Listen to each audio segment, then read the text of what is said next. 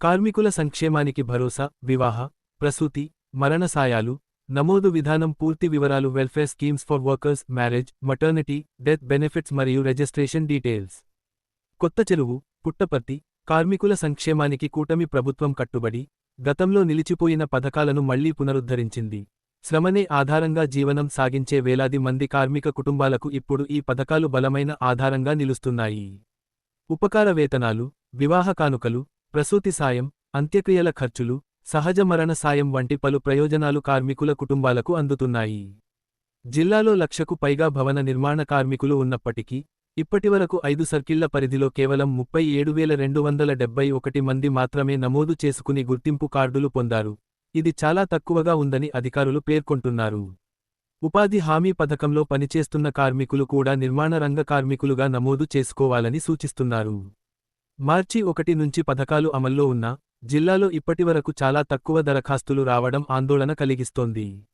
వివాహ సాయం విషయంలో, కార్మికుని కుమార్తె వివాహానికి ప్రభుత్వం 20,000 రూపాయలు ఆర్థిక సహాయం అందిస్తుంది.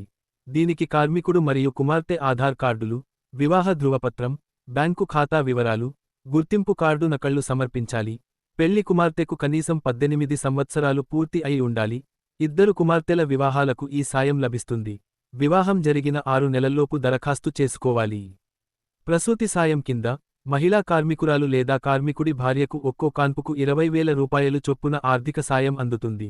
దీనికి ప్రసవ ధృవపత్రం, బ్యాంకు ఖాతా నకలు, గుర్తింపు కార్డు అవసరం. గరిష్టంగా 2 కాన్పుల వరకు ఈ సాయం లభిస్తుంది. ప్రసవం జరిగిన 6 నెలల్లోపు దరఖాస్తు చేయాలి. సహజ మరణం జరిగిన సందర్భంలో, కార్మికుని కుటుంబానికి ప్రభుత్వం 60,000 రూపాయలు సాయం అందిస్తుంది. అలాగే అంత్యక్రియల కోసం 20,000 రూపాయలు ప్రత్యేకంగా ఇస్తారు. దీనికి కార్మికుడు, నామినీ ఆధార్ కార్డులు, మరణ ధృవపత్రం, బ్యాంకు ఖాతా వివరాలు సమర్పించాలి. ఇంకా, కార్మికుడు పని ప్రదేశంలో మరణిస్తే, మృతదేహాన్ని ఇంటికి తరలించడానికి రవాణా ఖర్చు కూడా ప్రభుత్వం భరిస్తుంది. కిలోమీటరుకు 20 రూపాయలు చొప్పున చెల్లిస్తుంది. ఈ మొత్తం వారసత్వ ధృవీకరణ పొందిన కుటుంబ సభ్యుల బ్యాంకు ఖాతాకు నేరుగా జమ అవుతుంది. అధికారులు కార్మికులందరూ తప్పనిసరిగా నమోదు చేసుకుని గుర్తింపు కార్డులు పొందాలని సూచిస్తున్నారు. గతంలో నమోదు చేసుకున్న వారు తమ కార్డులను రెన్యువల్ చేసుకోవాలి. తద్వారా అన్ని సంక్షేమ పథకాల ప్రయోజనాలు పొందవచ్చు. ప్రభుత్వం అందిస్తున్న ఈ పథకాలు కార్మికుల జీవితాల్లో ఆర్థిక భద్రతను కల్పిస్తూ, అత్యవసర పరిస్థితుల్లో వారికి అండగా నిలుస్తున్నాయి. అందరూ ఈ అవకాశాలను సద్వినియోగం చేసుకోవాలని అధికారులు సూచిస్తున్నారు.